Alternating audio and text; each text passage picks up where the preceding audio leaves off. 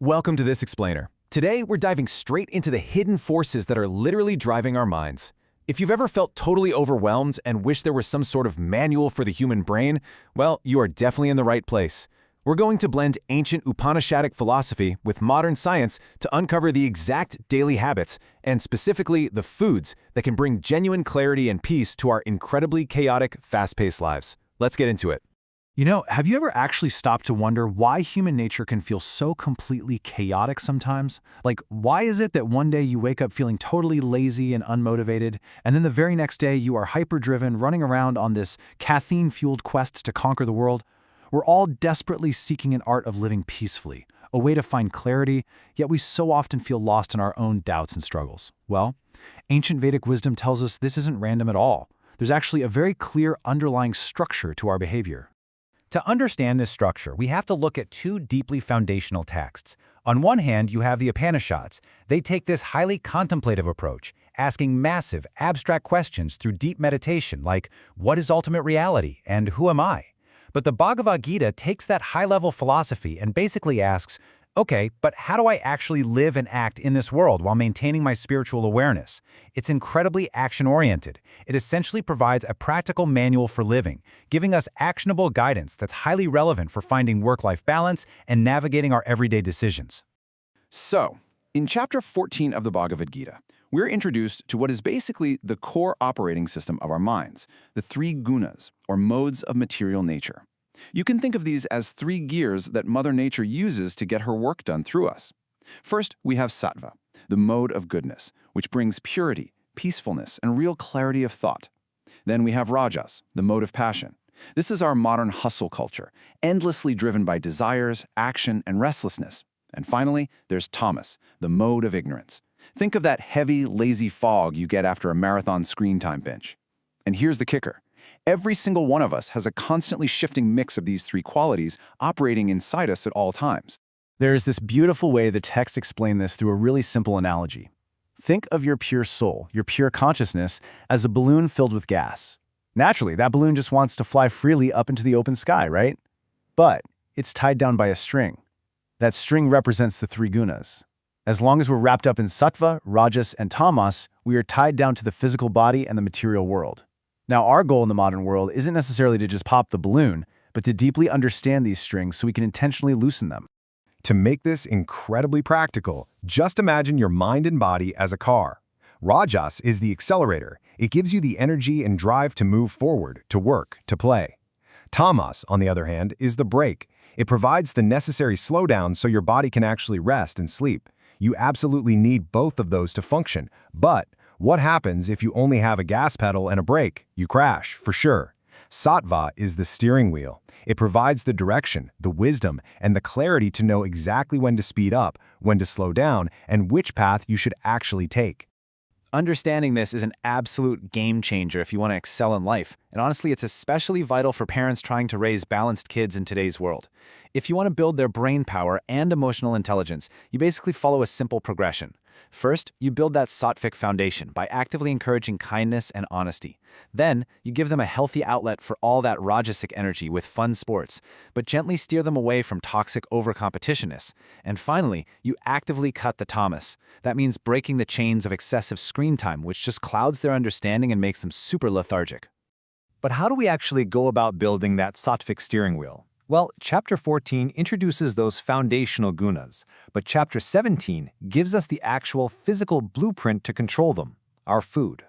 It states, and I quote, "Foods that bring long life, virtue, strength, health, happiness, and joy are juicy, smooth, substantial, and nutritious." It's that simple. What you eat literally becomes the foundation of your thoughts.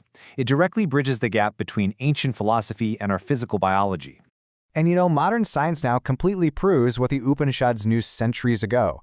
The gut-brain axis is a very real thing. If you want to boost a child's brain power, or your own for that matter, you absolutely need Sattvik foods.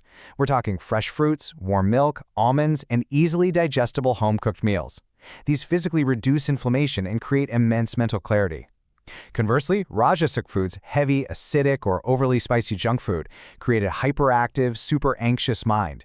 And tamasic, heavily processed or stale food literally breeds a foggy, lethargic brain.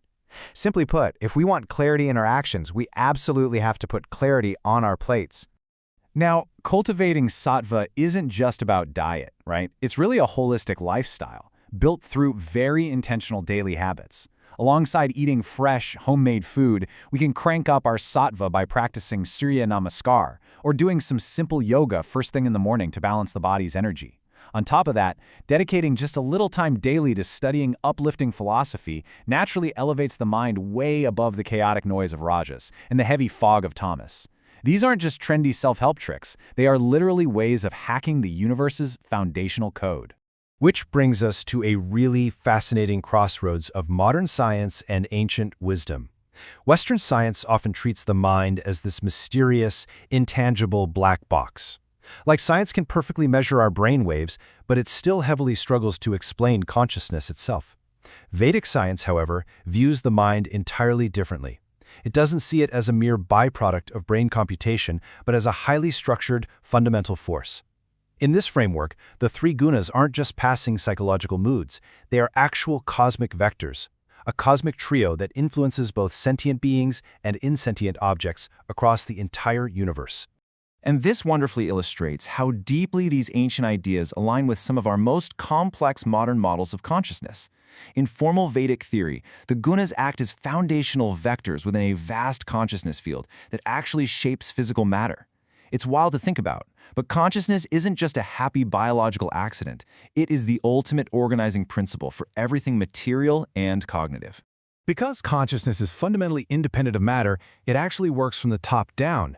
Think of consciousness as a massive, powerful cloud network, and your brain is just the physical computer terminal. When your mind is Sattvik, meaning it's running on healthy food and clear, calm thoughts, you essentially have high-speed broadband. It creates the absolute highest possible bandwidth for your consciousness to efficiently organize and operate your physical brain neurons, giving you unparalleled focus and true peace. But okay, here is the ultimate plot twist in this whole philosophy. It's often taught through this famous story of three robbers in a dark forest. The forest represents this material world. Tamas wants to destroy you. Rajas wants to bind you up with the world's endless desires. Sattva, however, is the good robber who steps in, unties you, and leads you all the way to the edge of the forest, showing you the light of true liberation. But we have to remember, actually, even the good robber is still a robber. Sattva is absolutely crucial to guide us out of the darkness, but to reach pure liberation and true self-knowledge, we must eventually transcend even the goodness of Sattva itself. So we're left with a pretty vital question to ask ourselves today. Which guna is driving your car right now? Are you stubbornly slamming on the tamasic brakes, or are you dangerously redlining that rajasic engine of endless desire?